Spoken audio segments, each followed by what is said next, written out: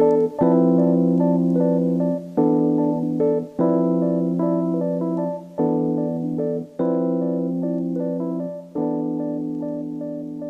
good to be back. It's great to be back for another recording. We had a mess a week, but hey, now it just means we have twice as much to catch up on. So, well, it's the dose of real life, you know, real to real. We keep it real here. I mean, that's life. Just takes a run every once in a while, and we had a combination of getting sick in the household, and the winter storm that came through, and that literally kept me and my son here for the whole week, man. It just kind of derailed a lot of stuff. It was just hard. It's just exhausting, you kind of go stir crazy and just trying to make sure that everything's good and keeping up with all that, and kind of just not those enjoyable time with it, really. Well, I mean, you got to try to find the joy of it, yeah, of course, but it's exhausting. It's just like an absolute,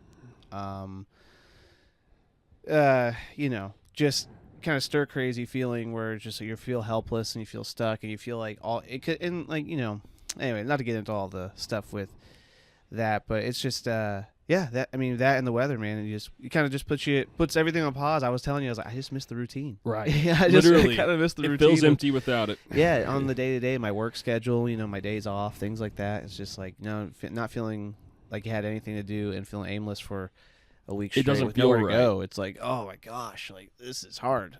Yeah, it doesn't feel right whenever it happens. Yeah, that's it. Yeah, whenever you get a day like that, it warps up your routine. You can't really do anything about it. It's like, well, that just kind of throws off everything the next day. I think that's what it is. It's like the next day doesn't feel right. You have to. It almost feels like it takes extra effort to get back on track whenever that happens. Well, when you have a sick child too, it just really makes everything complicated and hard and emotional and just all kinds of stuff. It's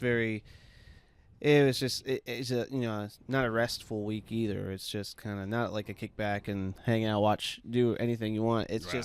just I'm always on my feet, or on my my nerves are always high, I should say, and all this stuff. So it's but I did get to watch some movies, and I got some, I got a lot of good time in. But it was I'm glad. Yesterday was my full back to start, where he's back in school, I'm back at work, and just planning out the week again, which was the day off today to record with you and all that stuff. Bro. So it's like, that feels good. So. Back in the flow of routine. Yep. Yeah, routine. It feels good to you too. Yeah, it's there for a reason, The day is a little missing and unfulfilling without that intact. Having all the gears in motion that are necessary for an individual.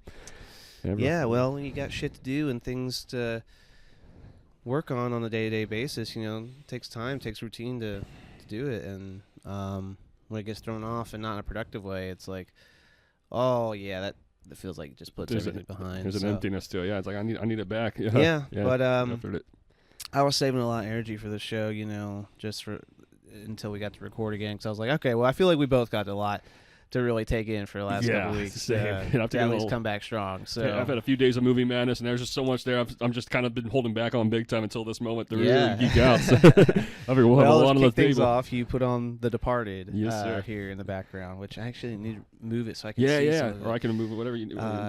But you said that you put it back on the spot we left off at. And I guess that was when DiCaprio was kind of first, place, right? Yeah, we were watching at my place, and it was just the scene where DiCaprio's first sign about taking on this epic, ambitious kind of role that Martin Sheen's giving to him, and then you're kind of just going back and forth between him and Damon, just this really complex maze of it's like when you take in all the knowledge that you know about it, you see just everything the characters don't know. It's almost like they're mysterious about the things that Scorsese lets you and the audience and on, and so it always feels off. It always feels very uncomfortable, just kind of watching this naivete shattered in every scene. There's random acts of chaos, and just like right here, this is an intense scene. And DiCaprio is just amazing. Like, he's so good. Like, he's one of the best actors. The whole cast in this, there's so many great actors. It's a mighty cast. Yeah, but this is definitely one of my favorites. I couldn't believe it when I saw it. We were just at the title card. I was like, oh, we didn't really get into it. I guess we remember now. I think we're just sleepy. I think we put it on, excited to watch it, and then we just kind of crashed. Yeah, it happens sometimes. Yeah. You get into it. I don't know. This movie's there's a lot to unravel. So maybe just the opening 20 minutes is honestly a lot of data. So the whole movie's a lot of data. That's true.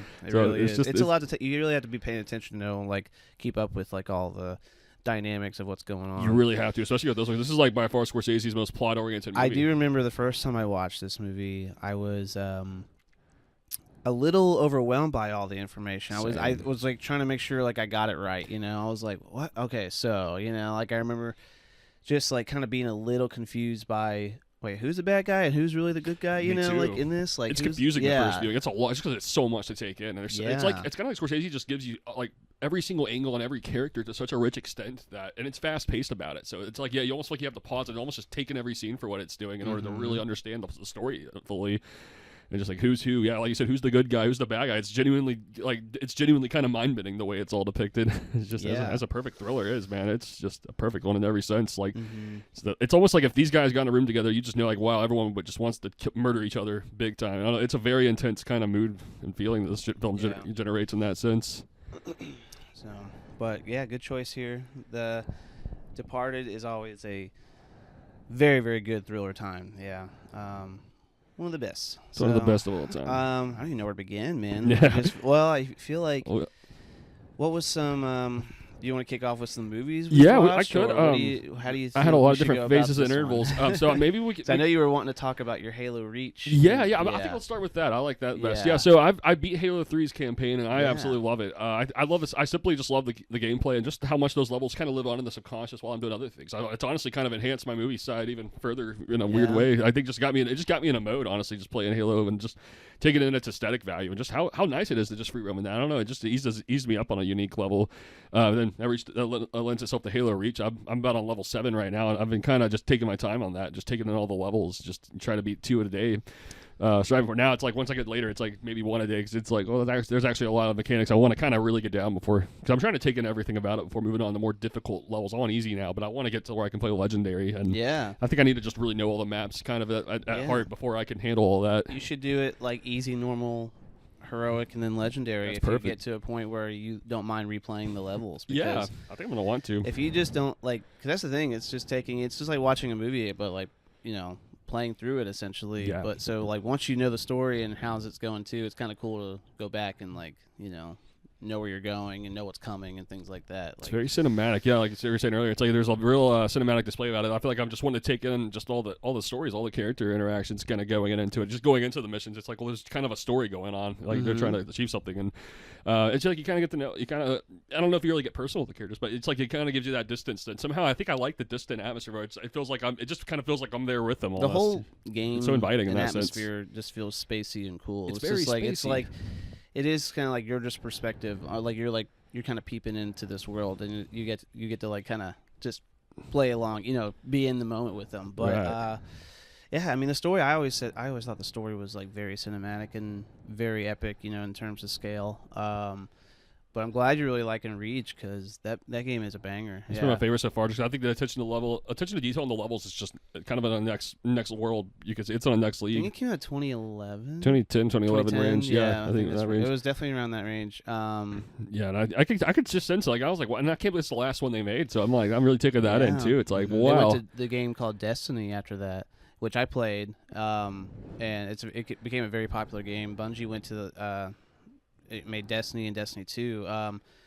But Destiny feels like more of a advanced and very cool, I don't know how, almost like an RPG way of scale of Halo. It's like it plays like Halo. So, but it's just like super more, fancier, I should say. But I really liked it. And the multiplayer was really fun. But that's the thing, it's like it's always like online, so you're always around like other people and like play with other people and stuff.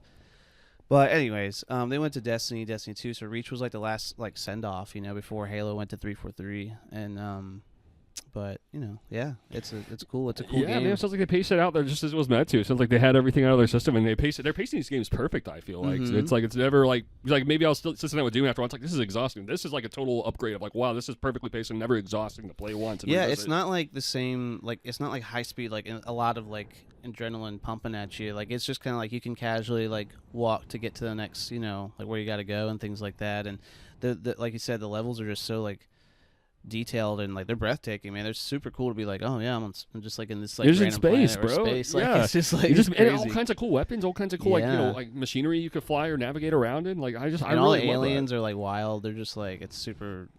super fun to like shoot at. The and design like is next level. They're like intense too. It's like damn. They're very intense. Yeah, no, it feels very accomplishing. I know to get through a level and kind of know it every sense of the word. It's awesome. I'm seriously more than ever really appreciating the legacy of Halo because I grew up playing it a lot, and then I had it for a long time, and now that I'm back into it, this is refreshingly new. So you just never really like played the story. Never played. That's it. Yeah, I only played the multiplayer. Yeah, wow. There's like a whole ocean here I didn't explore. I'm like, this is so probably the most important one actually. So I always needed to do this. Yeah, and I needed someone to kickstart me into it. So that's very much thanks and kudos to yourself. Hey man, it's definitely one of my all-time favorite games. So our game franchise. But yeah, I'm glad you beat 3. That's really cool. That's so beating Reach will be a very very good for you. And then I think it is good to go back after that and play 1 and 2. Yeah, I'll go 1 and 2. Yeah, I think that'd be a really great full circle for you.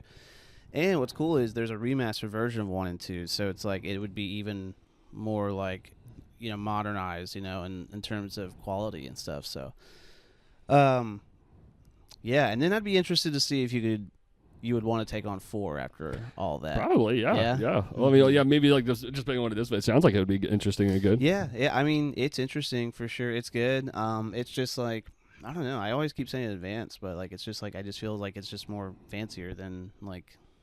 It takes the gameplay to a whole new mechanics, which is like really thrilling. But it's I think it's much more fast paced. Like I feel like I think it's a lot like a lot of modern shooters and games now. It's just like everything's a little bit more technical. There's like all these little detailed moves that you can do, combinations to make like your gameplay like keep up with everyone else, or everything in the game. So the old Halos, I think, and other shooters in the past were just, I feel like, very simple. Like, this button does this, and you walk, and you just go through it. It's just like, it's advanced, but not like, it's a little simple, too. Right. One to there. Yeah, exactly. So, I don't know. I'm just rambling about Halo now I'm not good at articulating about gameplay and stuff. It is actually tough. I think that's the most difficult art of all. I think trying to talk about all the arts, I think video games is the most really difficult good one. about, like, detailing game, exactly. like how it works and stuff like that. And like, Lucas too. And I'm gonna appreciate that angle more than ever next time I see those guys. I learned a lot from them, especially John. I learned a lot from John with like his game knowledge and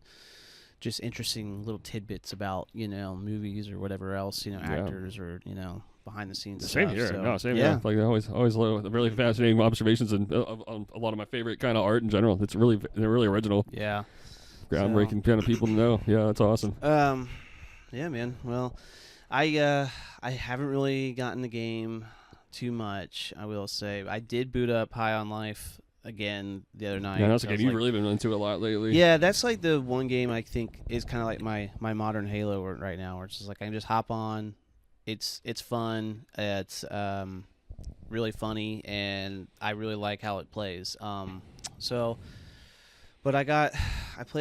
the last time I played, I kind of got like left off in the middle of like a mission of some sort, and I just now came back to it, and I started finishing the mission. Then it got to the boss fight, and I was like, okay, it was my second boss fight, and the first time I took the guy on, it took me a minute to figure out how to even kill him, and once I did, I got about halfway, and he killed me. I was like, damn. I was like, all right, let me try one more time. This is like 12:30, and I'm already very tired. I have to get up in the morning. And then I get on there again, and I'm starting to really do it, but then he just comes back at me and kills me again. I'm like, all right. So I just turn it off. So I need to go back and finish my boss fight and continue on High on Life. It's it is very fun, but yeah, that's the thing. I go through these cycles where I'm able to game, but then I go through long cycles where I'm like, I'm not gaming. I don't have the time. I don't have it in me. I don't have the time. So it is what it is. But I appreciate having the games accessible. So if I get time or if I get a wild hair at my ass and want to play, it's there. Fair. So that's what I do, man. That's like my my bad hobby, where it's just like I like to buy cheap games on the store or like physical media, and just like that way it's like, it's there whenever I do get to play it. And there's a comfort in that, knowing that you have access to all absolutely. That's a whole ocean world. Yeah, man. So I'm gonna look up what I wanted to watch or what I watched. Kind of here you go through all the things you've seen. Because I got my letterbox here. January was a pretty good month for me as far as movies go. Definitely watched more than I anticipated. So the last episode I think we talked about Drugstore Cowboy. Was that the last one? one? About that one. Yeah, okay. Yeah, that was the last one. That was kind of the segue into it. I watched it right before. Yeah, and it was so good. So perfect. I loved it so much. But then I'm kind of like, after that, I was coming off the heels of your conversation about Man on Fire. Like, you said how good it was and everything. I was like, all right, well, I want to watch that. So we ended up watching Man on Fire. Overall, very good, like you said. And this kind of leads into one of the other movies that I watched. But Tony Scott, it's the director Tony Scott that, and how he makes his movies is what kind of gives me a 4 out of 5 stars versus a 5 stars 100%. For me. I usually understand it. It's like Man on Fire. It was a great movie. I really love Denzel Washington, which is another topic I wanted to bring up today. Like, he's just a phenomenal actor, and that story was really, it was a cool, like, man on a mission, trying to save himself and bring justice, essentially, and it was just like but Tony Scott's directing, or how he makes the movie, it's just so flashy. It's like so like he's stylized, like, yeah, like there's so much like these crazy edits and like styles and weird, like, I'm like, dude, that's like too much. Like, it's sensory overload, kind of the way he directs. He's a very flawed director. I've never seen a movie of his, even if I've given a few of them a 5 star. I'm like, he's not a perfect director to me, because he has that about him. And I think he just manages the perfect note of entertaining. And I think his screenplays kind of make up for it for me in a way. I love the way they're written, like True Romance especially. Like I think that's when I realized I kind of just upgraded that to a 5 star. I realized how much I love that movie, even though the directing's I also still need like to see it. Directing's really often. I didn't realize Tony Scott directed a lot of movies I've seen before. Yeah, or like he's seen. He made Top Gun. That's right. Yeah, isn't that crazy? Yeah, he's like had a wild kind of diverse filmography. That that's a name you don't ever hear mentioned much. So yeah, he's made a lot of variety. Yeah, dogs barking. Yeah, I didn't listen to that. But yeah, what else did he make? Oh, I know. True Romance. That's True Romance. And you were saying Deja Vu. But, yeah. So anyways, one of the last movies I just watched was Deja Vu, and I've never seen that. Yeah, that was another Tony Scott I didn't realize he directed, but that one's an interesting one with Denzel again. Just like, it's just one of those things where he's like, this big terrorist act happens, like blows up a ferry, and he's like an ATF agent. He comes to like investigate it and stuff, and then he starts like trying to retrace the steps and gets like recruited by this like special FBI team, and they're like trying to label it as like a surveillance system, where he can like kind of see all around like what happened in the past, because there's cameras everywhere or something. So they're like, but it takes place like 4 days before the explosion. So anyways, he like starts looking at it, and they realize that it's like a wormhole where everything, like, they're looking in the real time past, like, and it exists at this moment where it's like past and present are happening at the same time. So it just becomes like this crazy kind of looking back and acting in the past tense. So in that sense, that whole story was pretty awesome. It was like pretty cool to come through. But I don't know. I think he just kind of has a slow burn or stiff way of telling the story. It's like a stiff atmosphere. Yeah, because I actually ended up liking the movie pretty well at the end of it. But and Denzel, of course, is just like another like all-star. Like, I mean, he just like he owns a screen. You're just like, man, you can't deny this man. Like, he's so charismatic. One of the best actors of all time. Yeah, absolutely. So so many different roles he's done that have been mesmerizing. But yeah, so Deja Vu was pretty good. Man on Fire was pretty good. They both, in terms, I think I like Deja Vu just a little more than Man on Fire, just because I think it has such an interesting kind of and the way, like, watching that next. Yeah, the first half of it, I was kind of like, oh, I don't know how I feel about this. Like, I was kind of like, I wanted to see where it was gonna go, but I wasn't like kind of blown away. But then the second half, I was like, okay, I kind of liked how that all came together there, and like how it ends and stuff. So I was like. So yeah, I highly recommend it. I would like to know what you think. I'm very, very intrigued. That's going to be one of my next watches, because because he's just so determined. About this. Like, and that's how he is in Man on Fire. He's just so determined. Denzel is just like, I like that mission, like man on a mission kind of story with anybody. Just like they're like hell bent on something. Hell bent about it. Yes, exactly. I think he conveys that. Just one of my favorites of all actors. I think, like a Man on Fire, he does that. And then it's like, a contrast to that, Training Day is just such an evil shade of that. Oh, but he's still like very true to his agenda. So it's like he's a very complex and challenging sort of villain character. Yeah, and all that. That's one of the best of all time, right there. Mm-hmm. Yeah, he does a really great job at doing both like good and bad shades. It's like complex. Yeah, he really is. And you're talking intense. about Flight. Yeah. I really want to see Flight. Yeah, Flight. Oh my gosh, and that's a great like kind of I mean, I think he plays great characters, or like they're like good people at the end, like in their core, but they're like flawed in many ways. And he's just like really flawed in that. But you're kind of, you want to root for him. Yeah. But you're just like, oh man, like, well, stop making these decisions here. That's right. Like, but anyway, Complex. Denzel is just like, he's so like, I love. We are on a Denzel kick. Well, Wendy's doing this challenge thing where like every Wednesday, some group that she follows is watching a Denzel movie, of the week, and it's like every week of the year. So that's why I watched. A Man on Fire was actually one of them. We watched another one called Carbon Copy last night. Yeah, you're telling me a little bit about that. That sounds interesting. Oh gosh, that one is a quirky one, dude. I don't know really how to. I feel like everyone just needs to see it for themselves. It's one of those things where it's like, because it's a very weird, like, oh, they're really doing that. It's very casually kind of atmosphere. It's, and it's Denzel Washington's very first feature film. It's like, the title card says introducing Denzel Washington. It's so cool. It was like early 80s? 1981. Oh, man. Michael Schultz, I think, is the director.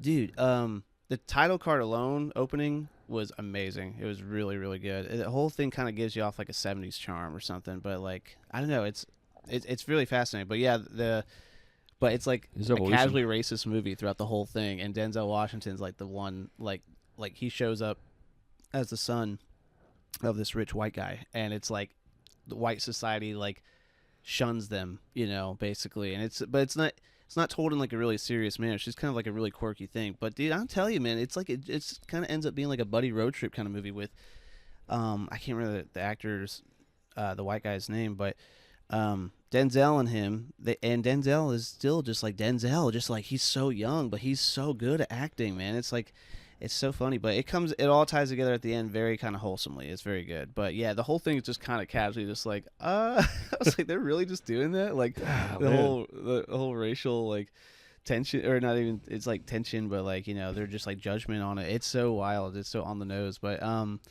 yeah, Carbon Copy. So that's why I've been on a Denzel kick. But man, it makes me appreciate him so much more, because I'm like, he really does just like, I love every Denzel movie I think I see him in. I'm like, I'm the same way. To some degree, I'm There's like, so many. Yeah, he's so diverse and just complex in all of his characters and roles. There's so many I need to see too.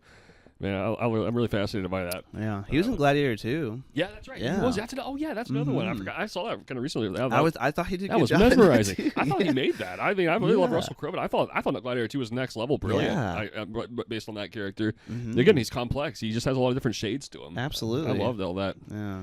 So. Yeah, that's one of my all-time favorites right there. Yeah, for sure. But yeah.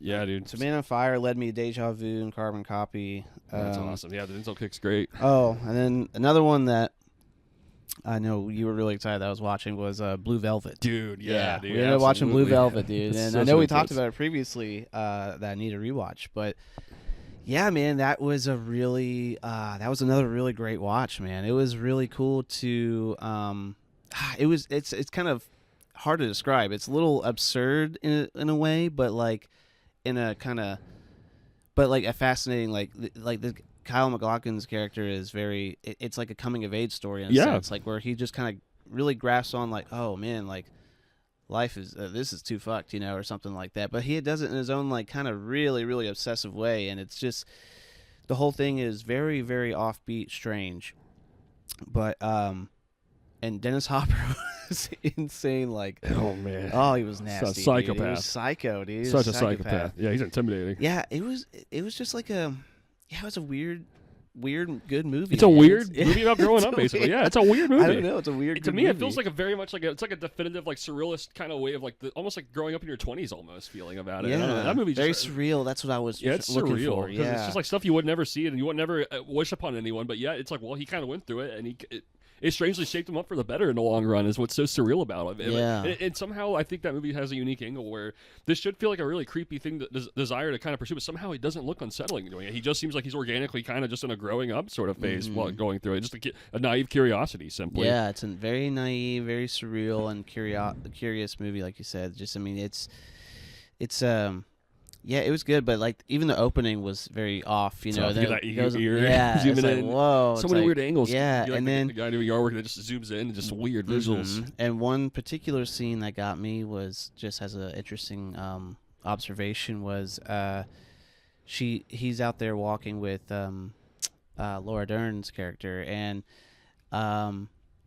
they're walking past someone walking a dog, but the dog is just sitting there, and he's just standing there still. Like there's like no movement at all, and they're just like walking by him, and he's just casually in the background like that. And it's just like so off and like so weird, bizarre. The whole thing is so bizarre. It's like weird angles. Yeah, man. but it's a weird movie, but man, it's kind of lightheart. There's naive. a light. Yeah, yeah, it's a light and dark. It's a little bit naive. Yeah. It's like a naive person just exploring just a dark underground world, basic underbelly. Yeah, basically. he gets into it. Yeah, like or like he gets like caught up in it, and that becomes a real problem for him. Yeah, and he tries to do the right thing by the end of it, and he kind of sees it to the end. At the end, like.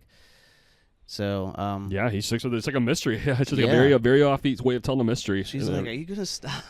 He's like, "I can't." He can't stop. Yeah, it's crazy. He doesn't stop. He's like he won't stop until he's satisfied. Kind of inspiring though, man. I mean, that was It's creatively very inspiring. Yeah, I think that was really another just cool lens to look at like a character. I really like seeing characters that are obsessed with things, or just like I don't know. It's very grounded. The whole thing was very grounded. Yeah, it is grounded. I think obsession's one of the best things to explore. Maybe that's a lot of like movie fascination in itself. Is like obsessive characters. Like you almost just get to see people's complexity whenever they're obsessed with things, and then somehow that maybe some of the most fascinating like characters of all time to kind of get in their heads, see how they see things. Like ever since the work, that makes you think a lot of like the director. I'll definitely be geeking out a lot about here's Martin Scorsese, just because his influence has just been massive lately. I mean, massive. Just really taking in just how all of his films are exploring obsessive complexities and almost just finding like.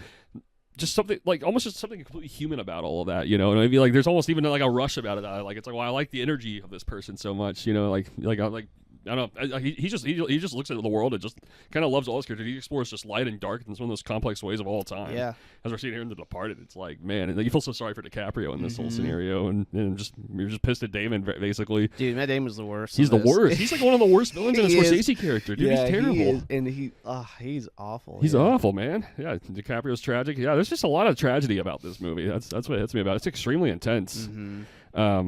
But I was going to say, like, I guess to kind of go in order of how this week's kind of paced out with all the movie watching. So, yeah, we watched Punch Drunk Love last time. So that kind of just got me watching a bunch of stuff that night. I ended up going through, firstly, I ended up watching, I think, the darkest comedy of all time I've ever seen, personally. Okay. I was curious if you know much about this movie called Happiness. Happiness? I don't think so. It's made in 1998, directed by this guy Todd Solondz, very New Jersey based. Reminds me a lot of the structure of like Boogie Nights and Magnolia, but I would say a much darker. It explores basically just a bunch of literally NC-17 like material in it. Like just intense, like close up on things that.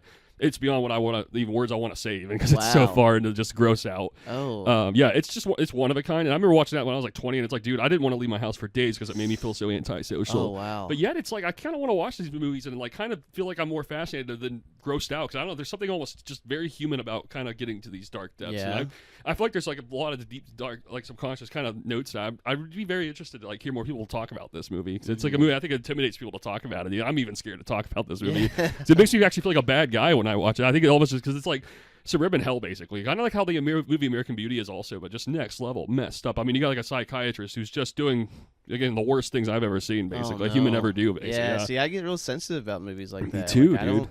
I don't particularly want to watch them, I'm like, but Wendy, she'll watch anything. She watches it all, but like, but she'll even tell me if some movies like kind of cross like a line where. Or like just a feeling of just like this person's like gross. She'll tell me, she'll be like, it's hard. She's like, or she'll be like, it's a rough movie. I would not advise. Like she would tell me if it was too much for me, and I'm like, which I appreciate because I'm like, I do get sensitive about watching stuff like that. So the way you're describing, I'm like, I don't know if I want to watch that. I don't think you would want to. That's almost why it's interesting to talk about it. Yeah, I don't think I would even recommend it to you. That's one. I'm just talking about it almost how I personally see it. It's difficult to. I almost don't. Yeah, I wouldn't even recommend it to you. I think I just want to let you know it exists. Yeah, and that's wild. I think that its existence is enough to feel disturbing. Honestly, if you just looked at a little bit what it's doing, I do think that sometimes where I see like a movie out or I've heard of a movie and I'm like, that is just grotesque in every way that you can. You wouldn't think like someone. Why would someone want to make something like that? Exactly. I'm like, there's too many of those kinds of movies out there. For me, I'm like, why would someone want to make that? Why does someone want to go there? I feel like you're gonna have to tap into a real dark place to want to make something like that grotesque. It's like, so that stuff is like, I'd rather just not want to know. Yeah, I think some things you're better off not knowing. Yeah, exactly. Yeah, so that kind of sort of led me into. I think the mystique value that the film that A Clockwork Orange has left on me my whole life, because I think that's another film that's equally kind of gross out, but I think Stanley Kubrick's perspective is the most rewatchable somehow on it, because it just feels like it's human, and he's kind of just showing so many things as they are, but somehow I feel like there's a real humanist in there that's just frightened by it. Like, he made that movie and he hated that he made it afterwards, because like people were actually like causing violence similar to how the movie was. People were even sending him his family death threats. So he was like, he just banned it basically in the year 1973, 2 years after he made it. And he was just like, I didn't want anyone. Why? Like, he just didn't want to. Yeah, he just kind of regretted making like. So it's an extraordinary movie because it's so close up on like just raw depths of psychopathy, and I'm obsessed with the way it's paced out, which is kind of we were talking about this with It's a Wonderful Life, and I'll get into that here a little later. Also, so kind of let that build up, and I feel like Clockwork Orange, it's like a 3-act structure, and like the first act is just extremely psychotic. You're just kind of watching this guy just do all kinds of warped, insane things, and he's just kind of like in his headspace. You're just kind of and what Kubrick does that makes it complex is like you're watching him do bad things, and he's also extremely charismatic. He's like almost the most charismatic guy ever doing it too. So it's just that's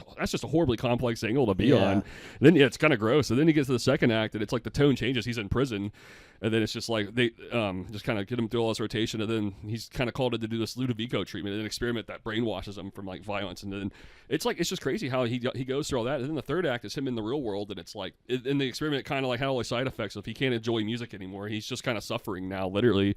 So it's like, oh man, that movie actually found a way to make you feel bad for him too. So it's like that's just horrible. And then by the end of it, it's like, well, that was all for it was the most everything and nothing thing ever. It was all for nothing to watch it. It's just like, people. It's antisocial feeling, man. So I'll tell you, man, I've only seen it the one time. I forgot I owned it. I bought a copy of it. It's upstairs on the shelf, and when I watched it, I felt gross after it. I was gross. Like, I don't know. I didn't really particularly like it. I was like, I don't know if I want to watch it again. Like, it was just kind of like, it was very, very off-putting for me. And I remember you saying that when I first met you. Like, well, you were not a fan of that. I mean, I understand fully. I look at it now, it's like, wow, that makes sense, because that's just particularly gross out, and there's like a lot of like more refined, cleaner ways, which is kind of building up to where I got in the Scorsese kick. It's almost like the opposite of maybe how like that particular violence makes you feel, where at the end it's like, wow, that's actually just an icky note almost. Then it's like after a while it has to be more down to earth than that. You can kind of feel how detached from reality a tone like Clockwork Orange is. I think too that always stuck with me that you said you weren't a fan of that one and Apocalypse Now. And I think that was another example. I didn't see that in a while, but I think those both just kind of hit notes that are just like, wow, that's just so far into a detached state of mind that it's like it feels almost off just even when you get into the mood of those movies for a long time, because it's like it starts to feel comfortable. It's like, wow, but I'm like, well, I feel like I'm just comfortable with psychopathy based on these movies, It's like we're talking movies have a way of making people go crazy, and I'm like, I think I'm really looking at Clockwork Orange as like, well, that's a movie that I think actually made me go turn insane by watching it so much growing up. The next morning, and you were like jolted or something. It makes you go crazy. Yeah, you're like, I've been up all night. I rewatched the Clockwork Orange, and that made me crazy. You said I've watched literally how many hours? I watched 30 movies. You watched 30 I just crammed in a bunch like 5 or 6 at a time and just went insane after A Clockwork Orange, because it just has the power to get me on that How do you level. do 5 or 6 movies at a time? I just put my computer up and I just queue up a bunch at once. There's movies that kind of feel like they flow together. Whoa. And I just start taking them all. The movie, I have to be familiar with it. Obviously, I'm not going to do this if I've never seen it, but if I know the movie for a while and it's comfortable, I just kind of do that. I'll just kind of just going back and forth, and I just feel like I'm at a theme park, basically. It feels like a theme park, literally. It's like a carnival, bro. It's so exciting.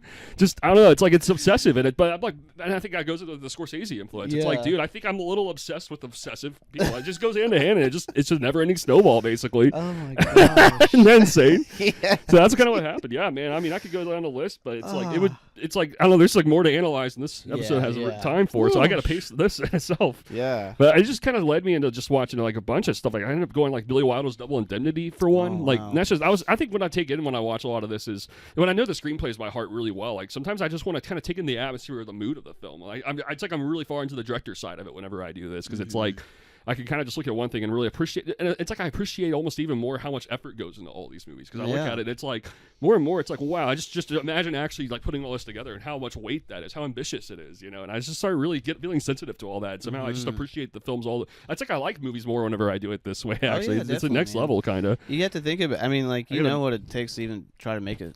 It takes madness. Happen, it takes some obsession, and it's think about like every large scale production, dude. I mean, that is insane. Phew, yeah, no, look at that stuff. It's just stuff feels so overwhelming. That, for me, I'm like, I don't know if I could do that. I mean, I know, I think I could, but it's just like, you can't. It's hard to think about like how ambitious that is. Yeah, it goes beyond me so much that all I can do is sit back and just kind of be awestruck by it. You know? That's how I feel about Scorsese's entire filmography. For one, it's like I'm just kind of awestruck. One man did all that. He just basically made about 5 or 6 golden masterpieces every decade since the 70s, and it's like he's still doing it now. I think he's working on a new one right now that's fairly a big one. That's just crazy to me that a man goes that far. Man. He's just so far into it. But yeah, again, like Double Indemnity, I think this time around I'm able to take in like the cinematography, like the moody, the shadows, and because that's one of the screenplays I've read a lot growing up. I'm obsessed with that movie's screenplay, Billy Wilder's stuff in general.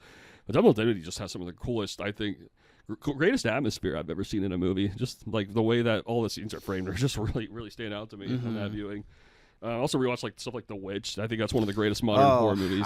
I'm working my way. I feel like I want to rewatch it this year because I'm like, man, it's been a long time since I've seen that, and that movie really put me off when I watched it. Like, and it was a great movie. I remember like, that's a great movie, but man, that disturbed me. I'm like, I had to watch The Office after. Yeah, I know what you mean. That. Like, I really needed to shake off the EBGBs on that one. I was brain twisted when I first saw that. I was like, I really didn't know. I need to watch it again. I own it, but I'm gonna try to.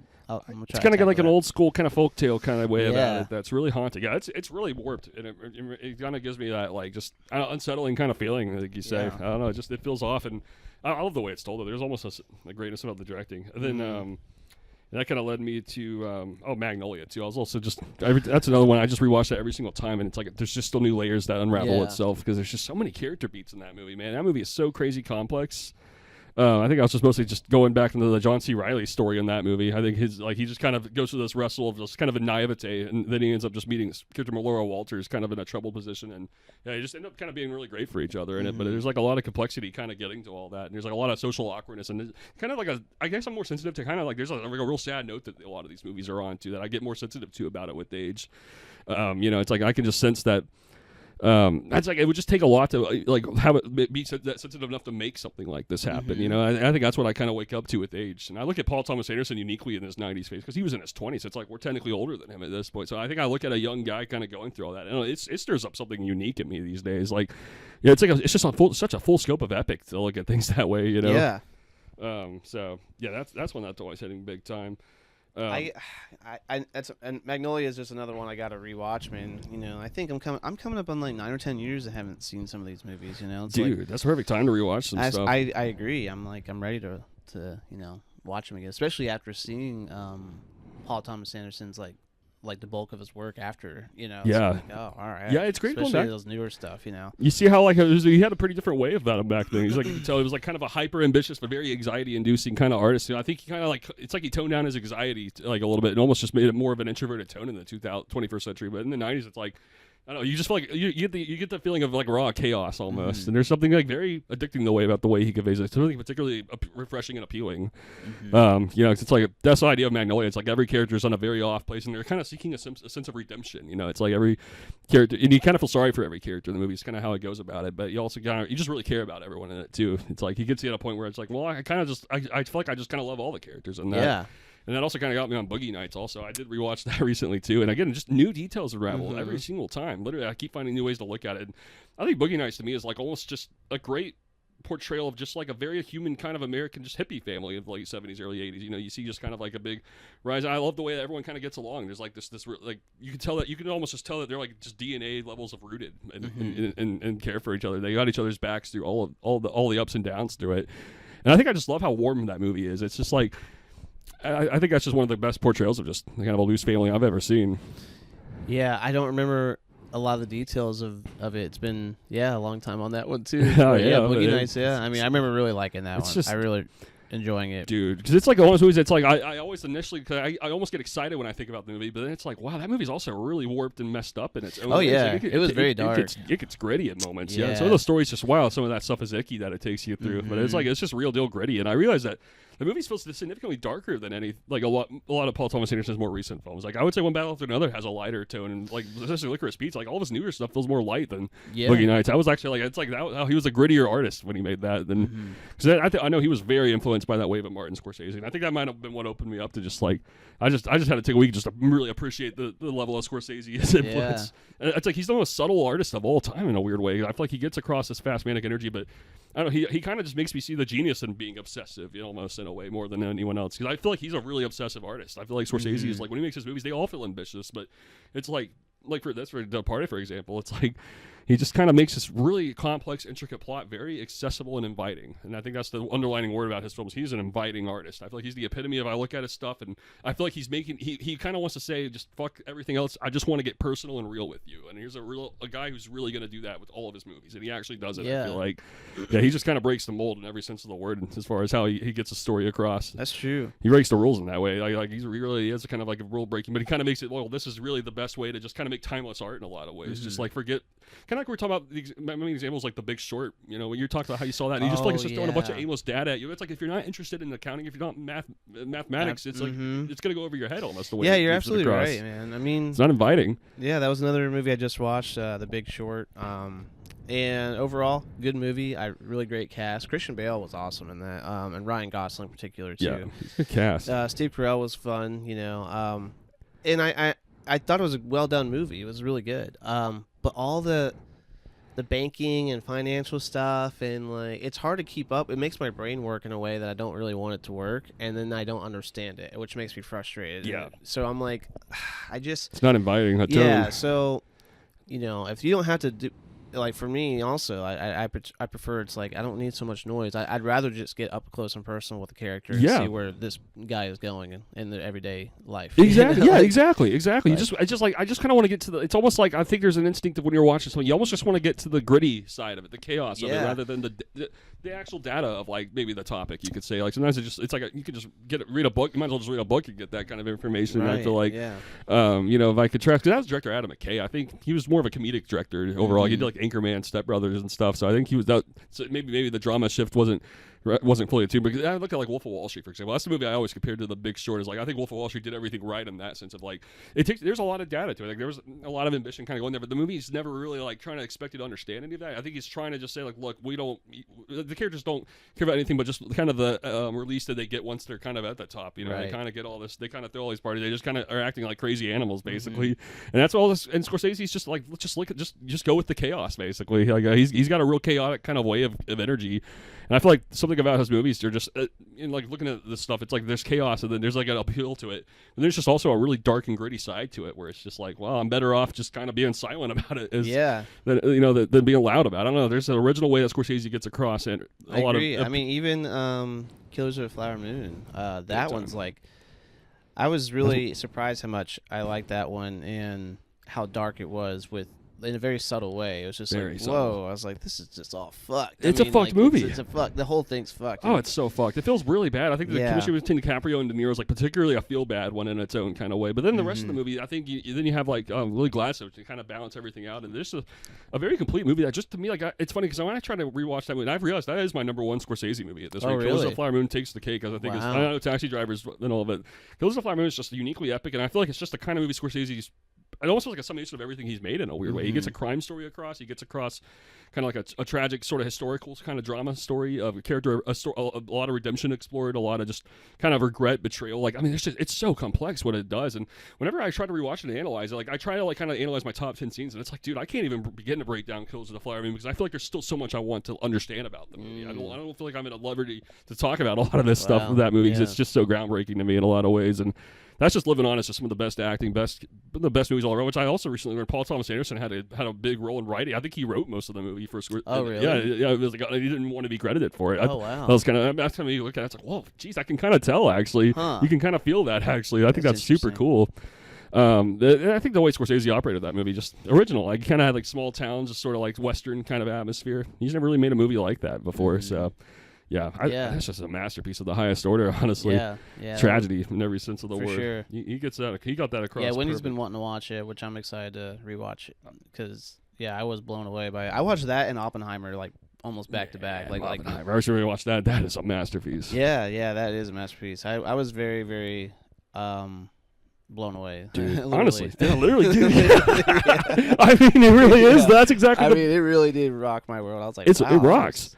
just yeah. epic. And I thought that reminded me of like the flow of why Scorsese biopics are so great. 'Cause it's like, well, it's fast paced, it's always energetic, it's like a lot of data, but it's always inviting about it. Yes, it's almost like it knows that you're going to be, the audience is gripped by the chaos that the characters are going through and all that data. So I think those movies are just getting perfectly paced and edited just to get across what the audience is instinctually going to respond to. Yeah, absolutely. Yeah, and just cut the bullshit. You don't have to talk about all the data you can go to school for about the topic. It's like, let's talk about what's here that you can't explore anywhere else, really.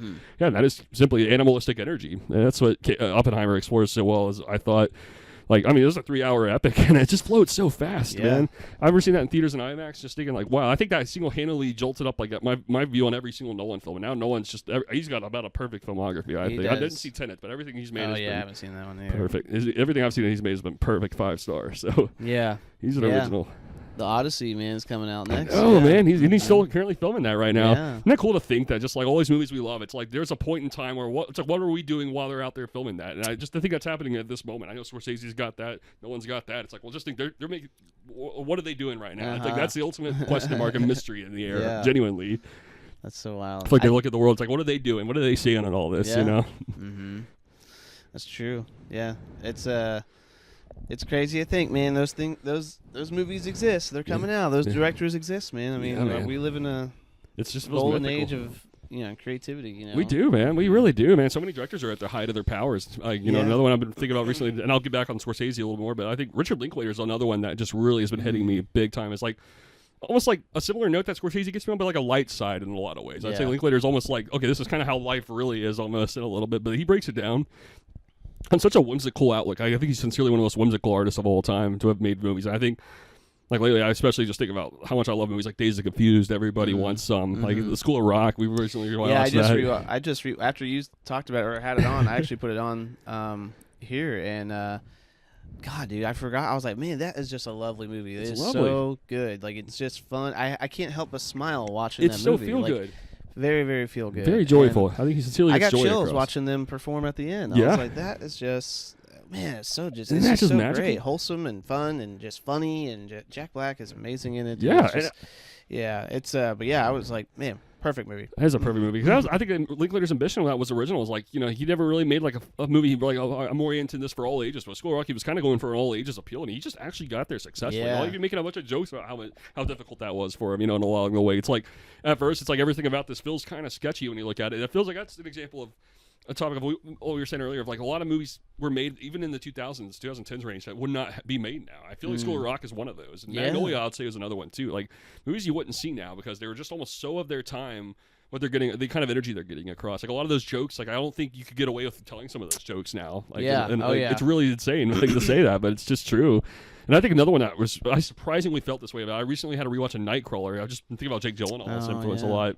And I think that's a movie that I watched it, and I was kind of shocked at how much it feels like it wouldn't be made now. I think that was a very distinctively mid-2000s kind of movie, to a point where, dude, that was like nostalgia overload, basically, watching that movie. It feels different than ever now, actually.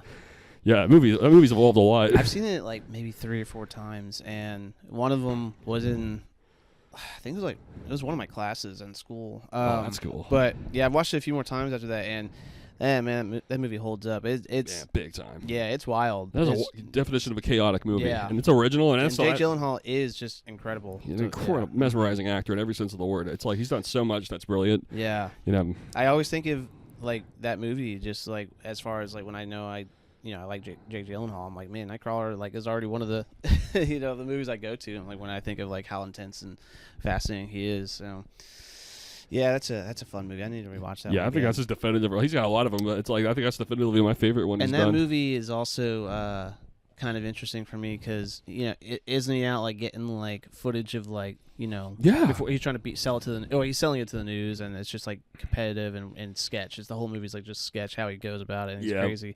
But I worked in live news, and I had to go out to accents like that. Dude, I was thinking about it. I was like, I bet this resonates. I was it does. It kind of hits me in a particular way, and I had to go out to accents like that. And I remember, the competition with the other stations. That was like that was the weird part. It was just like, gotta beat the other stations. Gotta, they're vultures. Getting out there and trying to like get ahead of you to get footage so they can get it back to the news station and stuff like that. And so anyways, I just think of like, wow, that whole like little dynamic of the all that stuff is of that field is kind of always just reminds me of just going out there in the middle of the night and doing stuff like that, like. But yeah, Nightcrawler, he takes it to another level. He does. Just simply put, it's a Jake Gyllenhaal showcase to the max. I mean, that one's just amazing. Just mesmerizing atmosphere. I mean, it just really displays like Los Angeles. You get all these in the nighttime atmosphere, energy, gritty nighttime energy, man. That's always what holds up the best. I think I love nighttime anxious rush. The movies that explore that are just somehow hold up as some of the best of all time. I agree. That's a big blueprint of that. I feel like that's a big time modern aesthetic. A lot of my favorite movies have right now. It's like I think that I don't know. There's something about that feels very much like a blueprint for a lot of 2020s energy. I don't know, that was ahead of its time, I think. Yeah. Not to sidebar, but do you do you like the X-Men? Dude, that's a good. I'm glad you bring that up. I sincerely need to rewatch all of those. I've only seen First Class. I've never even seen all of the original trilogy at all. Oh, really? Dude, I'm missing out. You've never seen the original trilogy? Isn't that a shame? I'm missing out, bro. You are missing out, dude. I know, yeah. Feel free to give. I mean, oh my God. You can say anything about them. Yeah. Yeah, I want to see them. Well, 1 and 2 are definitely like, X2 is like iconic out of the 3, but just like Spider-Man 2, X-Men 1 is great, and then X-Men 3 is just like, it's kind of a people are hit or miss on it, but it's fun for what it's worth and stuff like that. But either way, anyways, yeah, you got to watch them, man. Oh man, that's a good. Oh, I saw Logan, dude. Logan is my favorite, dude. That's easily the best. But do you know any of the characters? Do you know like the characters at all? Like even from the comics or the cartoons? Not really. I just kind of know them just from the movies presented. Okay, so the reason I brought the X-Men up was because Nightcrawler, the movie, is also one of my favorite X-Men. Is Nightcrawler X-Men? So I was curious if you had a favorite X-Men. Yeah, dude, I really want to answer that next time I have a pod. I'll maybe get to watching that trilogy soon. Yeah, man. I mean, it's I've always wanted fun. to. It's Bryan Singer who did it, which is I can't like, stand his. man. I can't stand his personality. These guys pretty much just bad, man. Yeah, it's just like, why do you all this exactly shit what that movie comes Happiness out is about. way later, and it's just like, damn, it's like. But they made all these awesome movies. You're just like, but fuck, man. It's like it's just fucking gross, man. Yeah, it's like everyone's gross, dude. Man, people we live in a gross out world, man. We do, man. We just do. Maybe a lot of it. I just want to be a click for. Maybe that's where Scorsese comes in as the ultimate hero. I think he sees all this, and I think he honestly has the best way of perceiving like the worst shit that's out there. Yeah, and you know what? He brings some justice every once in a while through it, or he brings at least he does something like really. Fascinating with here's the way to look at it, because that's the thing. It's like that stuff's out there, and that stuff can be so dominating for humanity too. So it's like I think a lot of film is an art of like get away from that in a lot of ways. Like it's like Clockwork Orange is like that too. It's like, man, it's like I almost just need something to understand what trauma feels like. I need to understand this. Like I don't know, because it's like, well, otherwise I don't want to get corrupted by it in real life. Is kind of my motive. I think the interior motive. And Scorsese just is the king at looking at it. I don't know, looking at corruption and violence in general. It's like he really knows how to just look at consequence so much that you just really feel anxious. And it's like, wow, I wouldn't want to impose that on humanity. I wouldn't, or it just makes me think about how everything I would not want to do. Basically, with all that anxiety in there. Yeah, Scorsese just gets it the best. I think he gets anxiety the best. It feels like in a way, because he's like that's why he's so close up and personal. Because he doesn't want to like betray his audience. He loves humanity too much. He has that kind of outlook about him. But he also knows that humanity's just really warped and really complex. Especially his 70s runs. It's like in the 70s, Scorsese's films were generally very dry and serious. I think that's what I've noticed about it. Like Alice Doesn't Live Here Anymore, Taxi Driver, like Raging Bull, even though it was 1980, that feels more like a 70s run where it's like, wow, that just feels like a disturbingly serious place to be at. To an extent that I feel like most of his movies afterwards, even like The Party here, like Goodfellas, like King of Comedies where it started, he just kind of started incorporating more comedy to his films. And it feels like you can sincerely tell maybe on his journey why he needed that in a lot of ways. I think he started just collaborating with some of these artists, and it's like it inevitably starts to just almost feel bad to take it all too seriously. Even if the product is serious, it's like you almost just want to. I don't know. It seems like he just wanted to have lighten more up fun. A little bit. He wanted to lighten up the mood more, maybe a little more of a party man about it as he was going. You can really sense that it's like there were real consequences. I think he found in making stuff like Taxi Driver, where there just wasn't any of that. It's like, wow, it's just kind of nothing to talk about in the air, That's what it feels like. And you and I both know it's like there's something there we don't like, Yeah. There's something a little disturbing about that. Just the emptiness, Maybe it's like those movies get across like on such a genius level that all you can do is just take notes from what he saw there and lighten up the mood in a lot of ways. It's like. But yeah, and like The Party too. It's like you look at it, it's like surprising. This is a very like shocking movie, and I've been appreciating more, or just kind of acknowledging more, like how like this dark and gritty, disturbing a lot of these scenes and moments are. But there's also just like a kind of a sense of humor about it all too. Like looking at especially Alec Baldwin and Mark Wahlberg, it's like they're really dark. And it's like wow, in real life, it's like wow. I feel like they would just seem like really intimidating people to work with in every sense of the word. But I think they also just kind of get across, just like I don't know, they're also just too absurd. They're too ridiculous. Like they just kind of going on about just I don't know, just. really just over the top kind of insults in a lot of ways. It's really over the top. It really feels absurd, like in every sense of the word. It's just like I think everyone's just under a great deal of stress and anxiety, and then just this is kind of what it brings out of people. It brings out animals out of people. Yeah.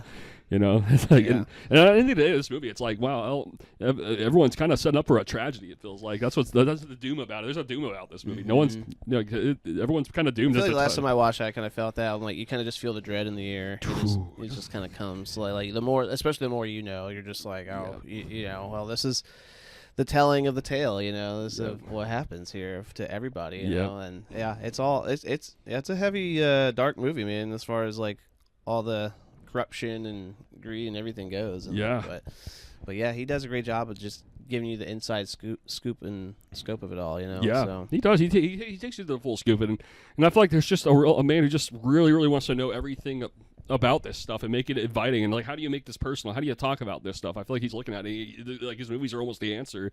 It's like, I don't know, that's just uniquely inviting. To just be that detail oriented. Just to find the fascination on like a lot of like things that you would initially want to turn away from. It's like to be fascinated by it's just another level. And I think Scorsese's, he's particularly groundbreaking at doing so. And I think Departed is just like one example is a little earlier. There's like a scene like where you just kind of get like a bunch of actors in there, like Martin Sheen's there, Matt Damon, like and then Alec Baldwin and Wahlberg. They're like kind of watching Nicholson kind of going on with his crew, but just kind of like watching this kind of crime thing undergo. Then like one of them like placed the camera wrong, and then it's like, man, they just kind of unleashed hell on this guy over it. And it's like, golly, you just feel the tension in there. It's like it's so intense. It doesn't feel calming at all. The movies kind of make you feel bad for not setting a calm, like a appropriate hangout atmosphere. Right. It's like you kind of, I don't know, his movies just set you straight like no one else in a way about it. It's so surreal how he gets there. But it's true, man. Well, his legacy that's why is he's true. One of the best, man. His legacy is so true. Yeah, you're absolutely right. Yeah, man. He's a real humanist, man. And he really cared about just getting to the spirit of humanity. He really wanted to show you, like, kind of what a mess looks like in a weird way. Like, I don't know, just maybe make it interesting and then like repulsive at the same time. And some of his stuff gets like, and I think one of his big gross out moment was like a Wolf of Wall Street. I think of that as like kind of a gross out comedy, but man, there's something so like inviting about it all too. It's just the way he tells it, like getting to understand bad guys. Maybe that's his thing. He gets to know the bad guy by really like he just kind of loves everybody. When you love everyone, you got to love a lot of insane things along the way. So yeah, it's true. That movie wasn't like, I didn't like hate it because I thought it was like a bad movie or not fun. It was really fun, but. Yeah, you hate the characters. I kind of just hated the characters so much. Everyone's and all awful the stuff in that it. they were doing. It was just like, oh my god, like this is kind of a dirty movie. It's dirty. Yeah. It's actually a nightmare. No, it's like everything I wouldn't want to actually do in real life. But it's just like, I don't know. It's just almost an animalistic. Like let's get frighteningly close up on what you don't want to be around in real life. I don't know. There's an effect about it. It stirs up something. It makes you feel something about it. Wolf of Wall Street's just it's a particularly exhausting movie to watch and rewatch. Yeah. I mean, I've seen it many times, but it's just because it's just so much of just. So much excess, so much basically just raunchy behavior from start to finish.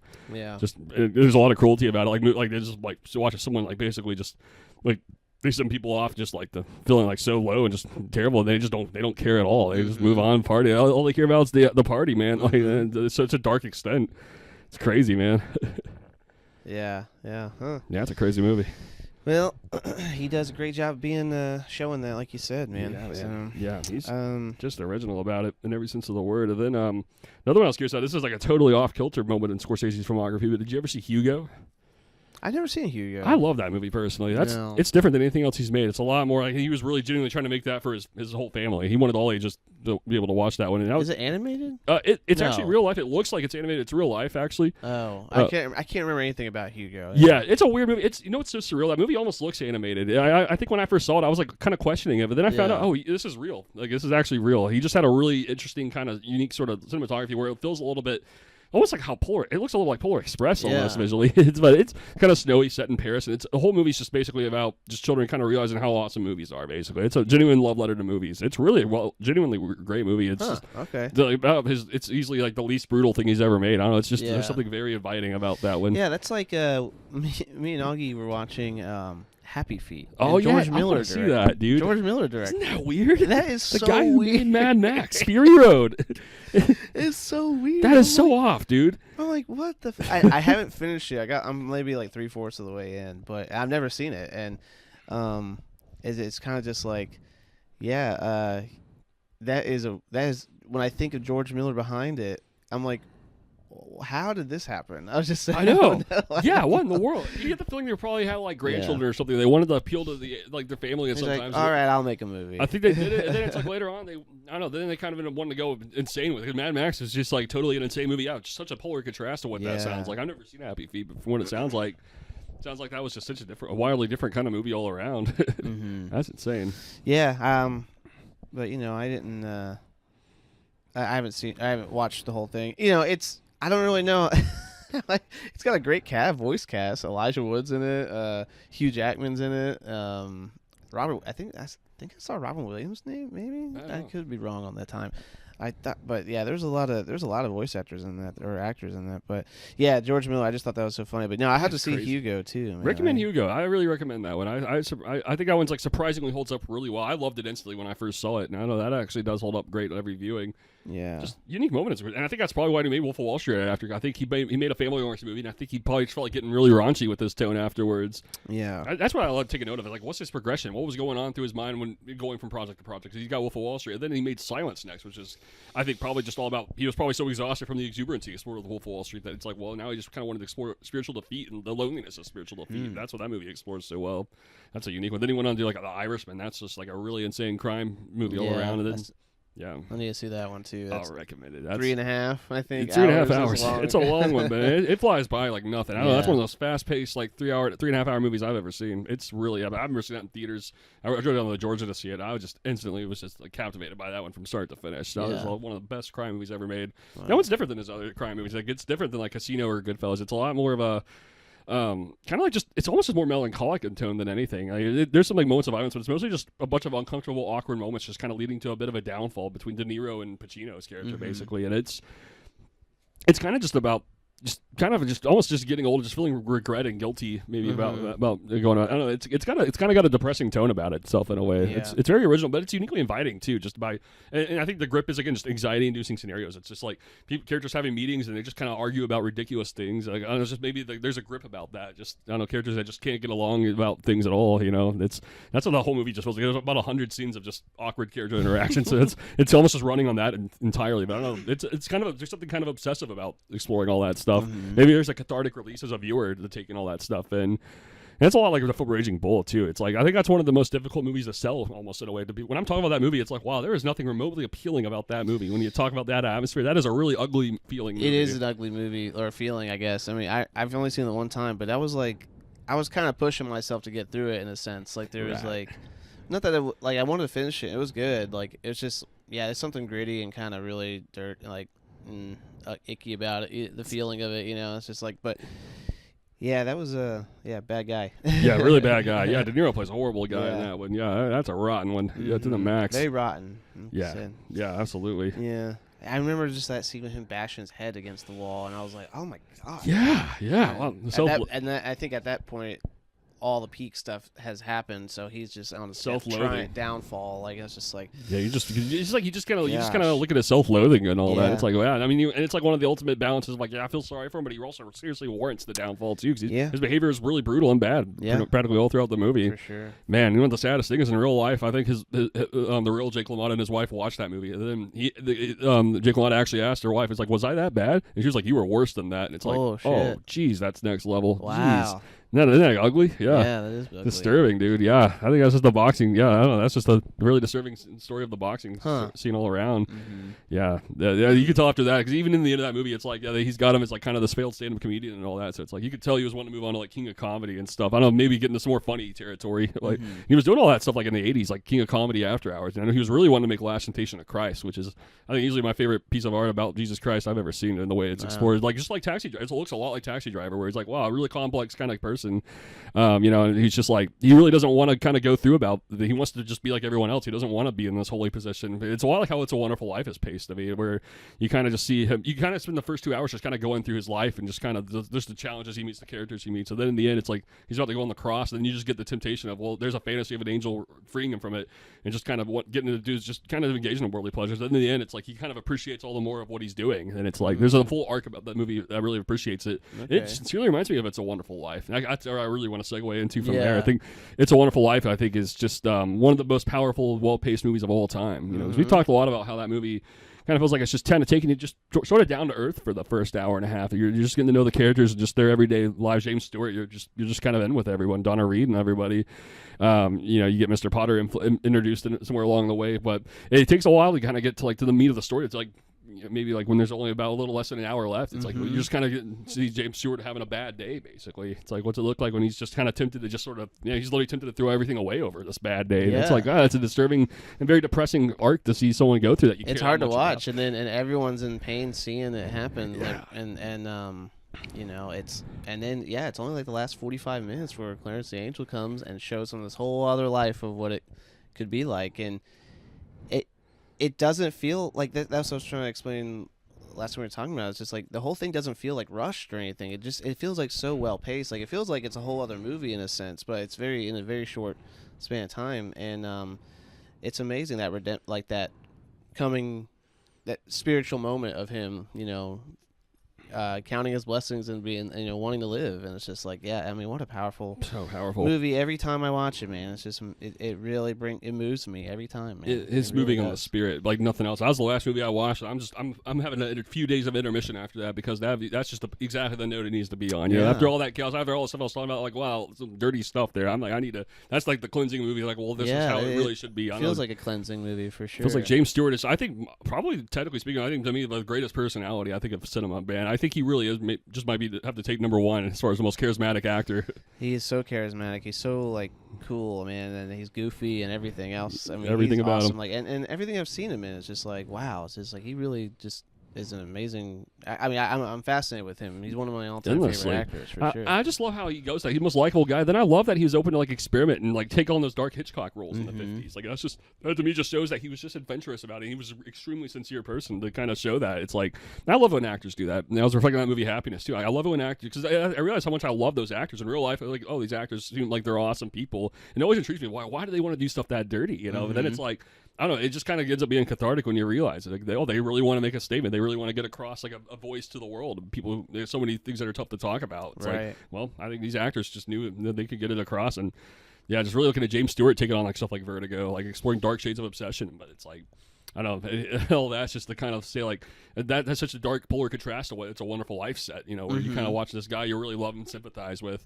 It's like those the challenge that notion. Maybe make the guy you love so much there. Just kind of find the challenging shades in that. That's just, man, what a great actor to do all that. I think that's just amazing. That's really groundbreaking.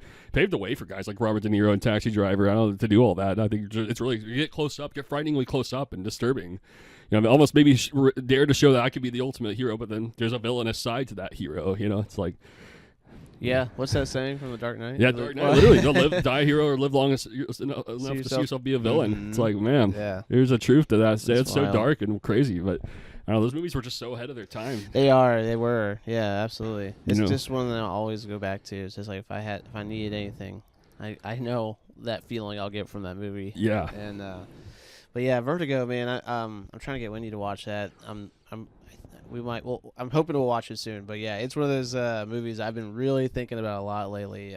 Dude, it's year round. That was an amazing watch when I saw it. It goes beyond just Christmas cheer, even though it's set around that time. It's like how Eyes Wide Shut is. Like any time, technically, I think is a great time to watch that movie, because that's a cleansing. I think anyone can use that any time of the day, anywhere, any part of the year. I think, it's like, so you could be having all these good things. I think inevitably everyone's going to have a bad day eventually, and sometimes there's just a place you need to turn to. Something you need to have in your heart whenever you're facing such a thing. I think movies like It's a Wonderful Life just speak to that note perfectly. Yeah. It's like sometimes you need it. Sometimes you just do. Sometimes you just need it, man. Sometimes you gotta get humble. Sometimes you gotta be humble. Sometimes if you feel like anything is just slipping too much, you just need to hold on to some grace of humanity. That movie's just kind of telling you where it's at. Right. It's perfect at getting across that kind of charisma.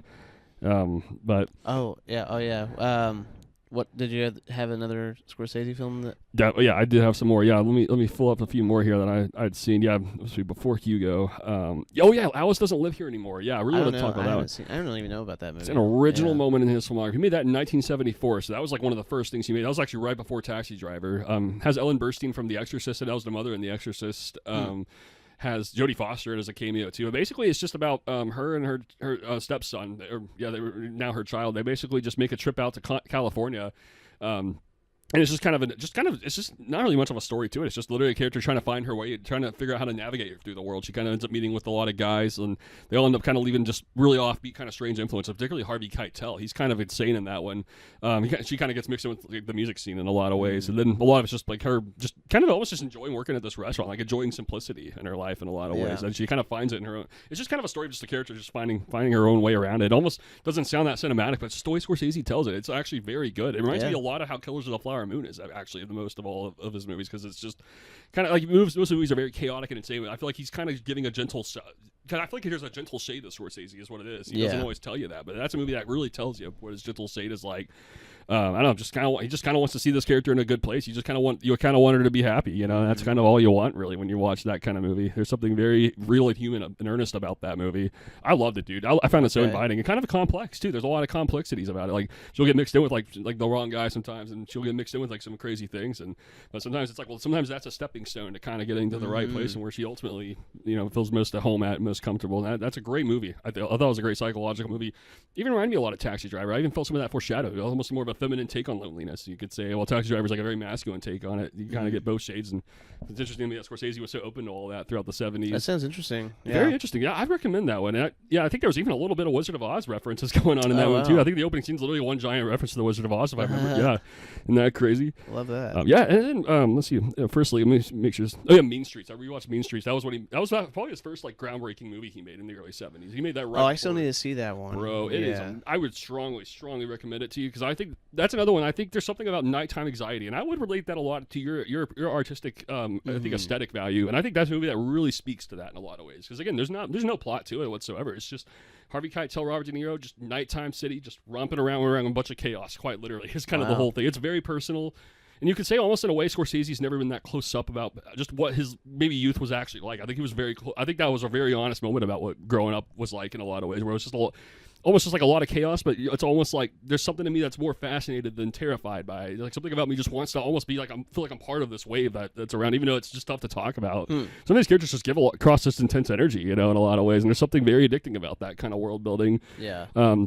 A lot of bar fights going on, just a lot of random chaos. It's very random. It feels like it's just throwing a bunch of just insanity at you. Like, you know, Harvey Keitel kind of wrestling with a lot of guilt about it, while De Niro just doesn't give a fuck. He's very psychotic, like uniquely psychotic, and he's very like extroverted, chaotic, kind of loud sort of person in this movie. I mean, very unpredictable. I mean, he's like he can start some violence with anyone at any time, kind of feeling. Oh shit. Yeah, crazy movie, dude. I really recommend that. It's also, again, that's a 70s mood. It's like his movies kind of leave you feeling moody. There's a moody way about his stuff, but man, I don't know if he gets an impression across that's mighty timeless. And then rewatched After Hours too. That's just a perfect. Yeah, I've seen it so many times. I think that's really one of his best movies at this rate, because I think that's probably the most youthfully enthusiastic movie I've ever seen him make, along with like Wolf of Wall Street, King of Comedy. It's like, wow, I feel like he's just. Because After Hours, especially because he collaborated with a college student for the writing, and I think he did that intentionally because he just wanted this movie to feel like kind of like a young person, kind of just going out, kind of naive, but he just kind of ends up meeting with a bunch of characters that just are totally weird to him. And I would say that's another movie that references The Wizard of Oz a ton. I forgot if you'd seen After Hours. Yeah, I've seen it. I watched it. I think during COVID or that's something. Right. But I wrote my script based off. That's what I thought. Yeah, heavily influenced off After Hours, because I liked how it took place in like. All in one night. Yeah, which one, Donnie and the Dry Heavers, was it? Yes. That's what I thought. Yes, yeah, that does remind me aesthetically a lot of After Hours. That reminds me a lot of your aesthetic tone, I think. Yeah, that movie does, because it's just. Yeah, it's just like it's over the most simple thing. He just kind of loses money straight in the middle of the city, and basically he just ends up meeting a bunch of weird characters who end up kind of leaving more of a weird impression on him than anything. But it's just like, well, he just kind of ended up staying up all night over it. I just really conveyed like maybe what an insomniac sort of night looks like. Yeah, the ending is wild. It's wild. It just drops right back off. Originally he was going to be stuck in that thing. I think he was going to die in it initially. But then Scorsese kind of changed it to be a little more uplifting. That's good. Like, I like that ending, because he just goes right back to work. Just right back to work. Just all right. Just another day in the office. After going through all that, didn't sleep at all. That's great. I mean, there's about like 10 characters in that. Both, it's all just very. I mean, for example, one I love to point out is Catherine O'Hara and John Hurd. They were the two parents in Home Alone. They both have their own individual characters in After Hours. I don't remember, what they played, but yeah. Yeah, John Hurd was like the bartender that he meets with around about 40-minute mark, and then he ends up going to the apartment, getting something for him, and then it's just all it's really sketchy and weird. Catherine O'Hara was a very unflattering character in this. Like just someone who just invites him in. It's just like, okay, wow, why did I walk into this? This is kind of he starts to regret it a lot. Yeah, I remember that now. Yeah, it's. Man, that's a crazy. I think that's just really one of his best aesthetically one of the best things he ever made. I particularly love that. atmosphere. Just I don't know, just the kind of just nightlife, just kind of getting to a guy's like head. It gets to a site. It's a really intense psychological study, but somehow it feels a little bit more comedic than his other stuff. It doesn't feel as serious as Taxi Driver or Raging Bull. It's like think of it After Hours. He just got a little bit more of a. He got a little more loose and funny about it, like in a weird way. It still turned out like equally mesmerizing and powerful when he's being funny too. It's like I don't know, he's got a really amazing kind of comedic flow about his way of looking at things. Yeah, I already talked about Last Temptation of Christ. Aviator. I also rewatched The Aviator. Man, I can't stop.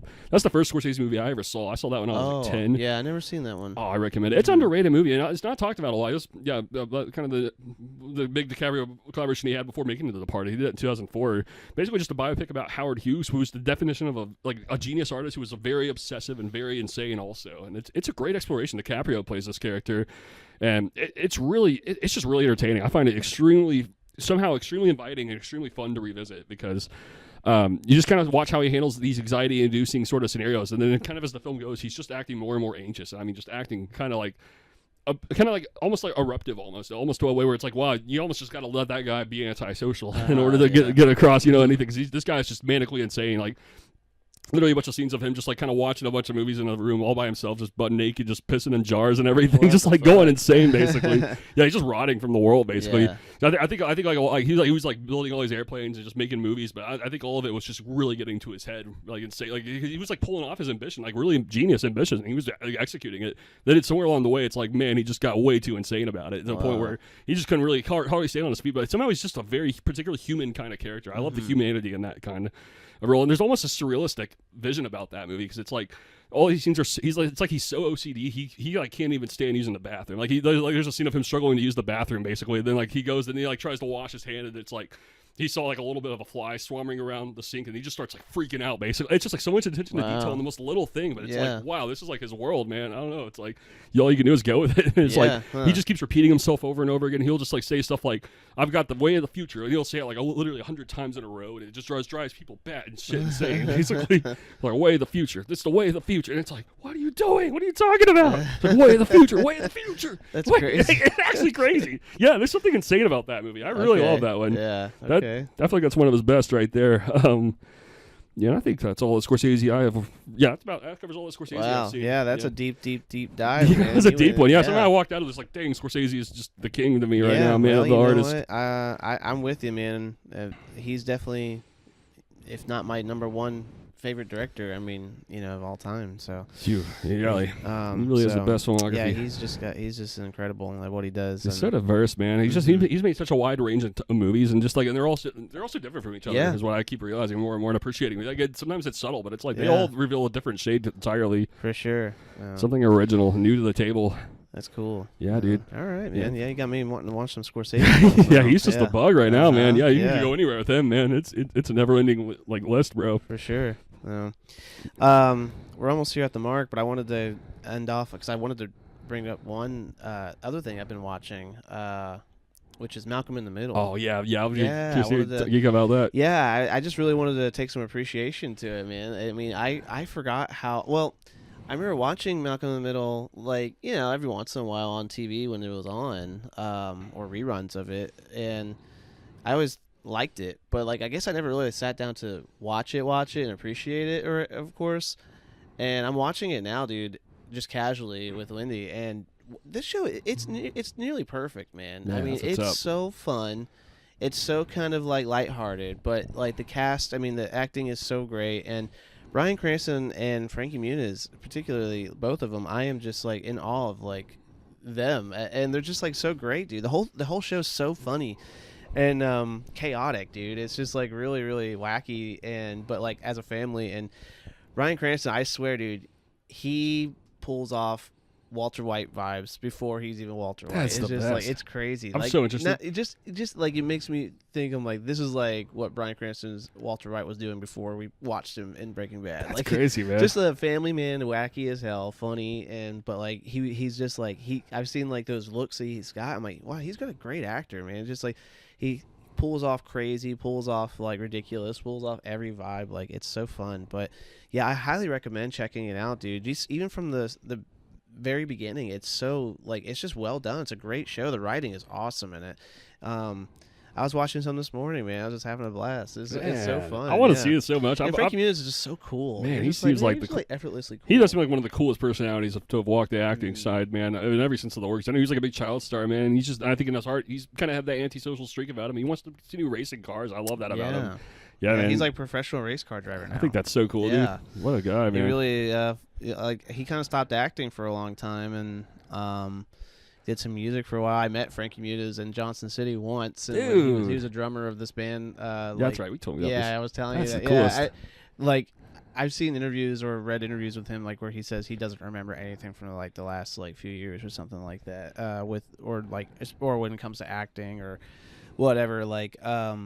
So like I'm pretty sure the band was just like a little, it was it had to go to a bunch of small towns or something like that. But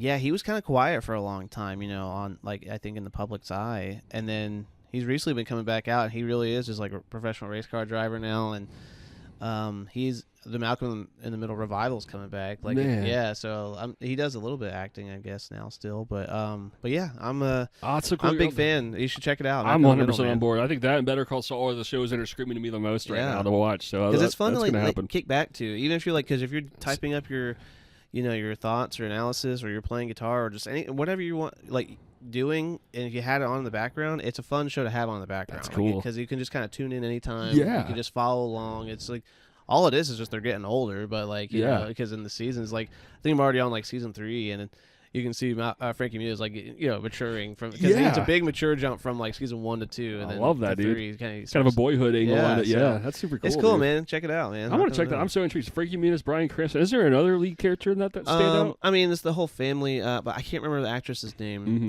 But she's the mom, and then the oldest brother always looks to me like Neil Patrick Harris, dude. But he's a different guy, but he looks just like him, I swear. So. But, man. That's awesome, man. Well, I'm 100%. I've always wanted to watch, ever since Breaking Bad, I've always wanted to watch Malcolm in the Middle, because that just sounds like I don't know, Bryan Cranston's charisma is one of a kind. I don't know, there's something so original about him, and that sounds like a really fascinating shade to explore. It sounds like I think that was like one of his first major roles in acting, Malcolm in the Middle. I think he was having a hard time getting like good work, consistent work or something. That was like one of his breakout roles. One of a TV show. Breaking Bad, which is so dark, because there's so many times in Breaking Bad where it's like, wow, don't you just feel sorry for like the whole scenario? You feel bad for him. So it's even though he's like actually a villain, it's like just that empathy. Yeah, there's an empathy about him. You can't help but feel for him. I don't know, maybe Malcolm in the Middle. Maybe it makes you almost want to see a lighter scene. Yeah, definitely. That sounds just like that. It's great. It's a lot of fun. It's definitely awesome. Like a lot more just like it feel good. It's just all feel good. It's all fun, So yeah. So that's kind of all I got, man, for the day. I guess. Man, I hear that. Kind of coming out that mark, but I'm just glad that we were able to kind of catch back up. Me too, man. That was great to catch up and just open up about everything we've been into watching. Yeah. Oh, I did want to give one more shout out, but we're kind of out of time. But yeah, Michael David Anderson. I'm reading his book right now. That was another big book I wanted to talk about. Yeah. Because I know you're reading a lot now. Yeah, I've gotten the bug now. I'm trying to be as consistent as possible with it. That's my goal. Yeah. Yeah, he sent me a book. He's an author, friend of mine that he's been writing books for a long time. I was actually on his podcast, like it's called like Authors in Abstract, like back in like 2017, I think, and we've kept in touch over social media over the years. But he wrote a new book called No Saints, Only Sinners, and it's like a short. It's like a short story compilation, and there's other things in there, I think. But I started reading that like last week or something. I've gotten like the first 4 stories under, and yeah, it's pretty good, man. I love the fact that awesome. I love short story compilation books. I do too, man. It's kind of cool. You can just kind of. That way, it's like you can like. It's nice to be like, okay, tonight I'm going to read a story out of this, I love that. It's a big book. It's a real big book. But, yeah. I'm starting to read in micro bits like you are. Oh, that's the best way to do it. It is refreshing, man. It is really refreshing. And it's like sometimes you got to set up the atmosphere in a particular way about how you go about the reading, but it's always worth it to kind of get there. And that's great, man. Like, I was around the book. Yeah, where it's just like you got a bunch of short stories. Just sometimes it's fun to just skim around where you can just kind of go out of order, even just maybe you're like look at all the stories. Just okay, what resonates the most right now? Just follow that guy. Yeah, I like in the before each story he has like a little saying like a writing on the other page, and it's like what the inspiration was for the story and how he got there and stuff, and it's kind of cool to trace back how he how it originated as an idea. I think that's pretty neat. So yeah, I wanted to bring him up on the show way earlier, but yeah, Michael David Anderson. I want to read that. That sounds cool. I'll let you borrow it. Please do, man. That good. sounds awesome. So, all right. Well, yeah, that's all. That's all I mean, I technically got more movies and directors I could go down, but maybe we could just save it for another episode. Yeah, we'll have to. I got get kiddo from school and stuff. Yeah. So. All right, man. Well, thanks everyone, Reel to Reel, and thank you very much. Thanks, Blake. Yeah, absolutely, Alex. Always a pleasure. We'll see you next time.